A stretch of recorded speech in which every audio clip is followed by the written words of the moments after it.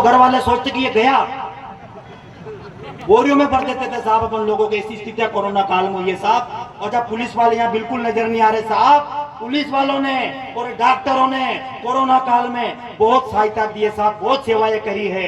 डॉक्टरों ने भी और पुलिस ने भी, केवल डॉक्टरों में और पुलिस में एक ही अंतर था, आप डॉक्टर के पास जाते थे वैक्सीन के लिए तो डॉक्टर पूछता था पहली वाली किस साइड लगी थी, पुलिस वालों ने नहीं पूछी। ऐसी ऐसी जगह टेटू बनाए भगवान कसम, नवीन बैरागी मेरे को आज भी बता रहा था।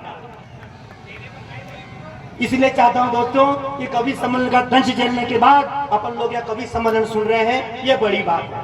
अगर आप लोगों को लग रहा है कि कवि सम्मेलन की शुरुआत बहुत अच्छी हुई है, राजेश लोटपोट भी पूरी उछल कूद कर रहा है, 1% कमी नहीं है, कवि सम्मेलन में चाय भी पिला रहे लोग, नेता लोग भी बैठे, कवि भी मजे में, कवित्री भी बढ़िया दिख रही नीचे से, तो एक बार जोरदार ताली बजा करके इस कवि सम्मेलन को, ये तालियां उन्होंने बजाई जो केवल कवित्री को देख रहे, कवि सम्मेलन से उनका कोई लेना देना नहीं है। लीजिए दोस्तों, मैं पहला कवि आपके बीच में रख देना चाहता हूं, सारे कवि सर्वश्रेष्ठ है। आज इस कवि सम्मेलन की खासियत ये भाई साहब कि जितने भी कवि हैं, भगवान कसम कह रहा हूं इनको कि इनको चुन चुन के लाया गया है, चुन चुन के लाया गया है। तो मैं एक बात कहना चाहता हूँ कि आप इनको चुन चुन करके सुने, जितने भी कवि है सब शानदार कवि है, भगवान कसम कह रहा हूँ मैं, एक एक कवि को आप लोग सुनेंगे।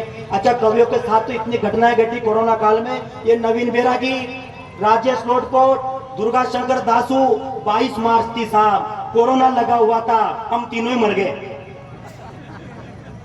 ईमानदारी से कह रहा हूं बाबूजी आपकी कसम, नवीन बैरागी, दुर्गा शंकर दासू, राजेश लोटपोट, तीनों मर गए।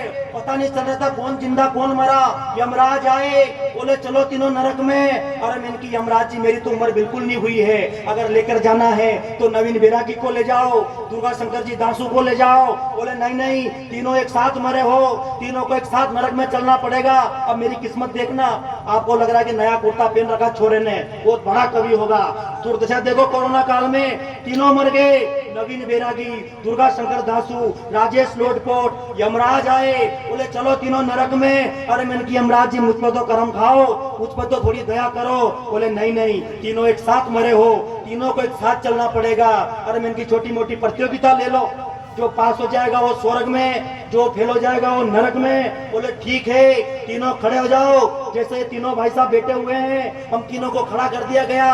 पहला प्रश्न नवीन बैरागी से पूछा, बोले बेटा एक बात बता, एप्पल की स्पेलिंग बोल। नवीन बैरागी बोला APPLE, एप्पल मी सेव फल। बोले सही जवाब, जाओ स्वर्ग में। दासू जी का नंबर आया, बोले डॉग की स्पेलिंग बोल। बोले DOG, डॉग मीन्स कुत्ता। बोले सही जवाब, जाओ स्वर्ग में। मेरा नंबर आया, बोले अंडमान निकोबार द्वीप समूह की स्पेलिंग बोल।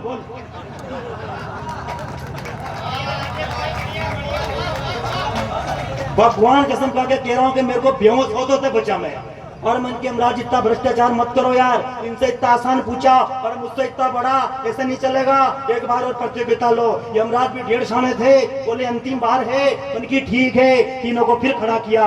नवीन बैरागी से पूछा, बोले अपना भारत देश कब आजाद हुआ था। बोले 1947 में। बोले सही जवाब, जाओ स्वर्ग में। दासू जी का नंबर आया, बोले उसमें कितने मुसलमान पाकिस्तान गए थे। बोले 50 लाख। बोले सही जवाब, जाओ स्वर्ग में। मेरा नंबर आया, बोले उन 50 लाख के नाम बता। एक बार जोरदार ताली बजा करके आपके बीच प्रस्तुत कर रहा हूं दोस्तों, मेरे बड़े भाई नवीन बैरागी, जिन्होंने आज जिम्मेदारी ली है आज के कवि सम्मेलन की ओपनिंग की। मैं चाहता हूं राजेश लोटपोट के लिए आप ताली नहीं बजाओ दोस्तों, लेकिन नवीन बैरागी के लिए आप एक जोरदार तालियां बजाएं, क्योंकि वो नए रस में परिवर्तित हुए हैं, नए नए। आप उनको उनकी ऊर्जा के साथ सुनिएगा, बहुत ज्यादा कुशल कवि है। एक बार फिर तालियां बजाए, सबके ढोक लगा रहे हैं, लगाओ भाई साहब, बहुत बहुत बधाई।